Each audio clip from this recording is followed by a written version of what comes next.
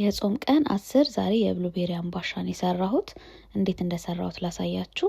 እርሾ፣ ስኳርና ቫኒላ እንዲሁም ውሃ አድርጌ እሱ ትንሽ ኩፍ እስኪልልኝ ድረስ ሸፍኜ አስቀምጣለሁ። ለ1-5 ደቂቃ ለብ ያለ ውሃ ነው መጠቀም ያለብን።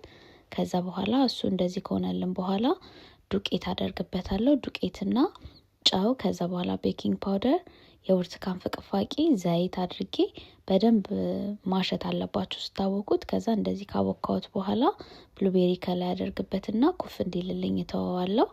ከዛ እሱ ኩፍ ካለልኝ በኋላ በትሪ ጀርባ እናደርግና ሊጣችንን እናደርግበታለን።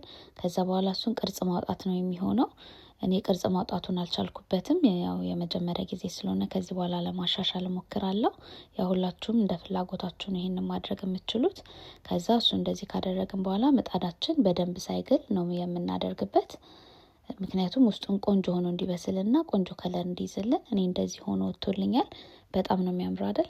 ከዛ በኋላ ቀዝቀዝ ካለልን በኋላ ዘይት እንቀባዋለን። ዘይቱን ከቀባን በኋላ ሰርቭ ማድረግ ነው። እኔ በብሉቤሪ ሶስ ነው ሰርቭ ያደረኩት። ከዚህ በፊት እንዴት እንደሚሰራ እሱን ፖስት አድርጌላችኋለሁ። ስለተከታተላችሁኝ አመሰግናለሁ። ቻው፣ ወዳችኋለሁ።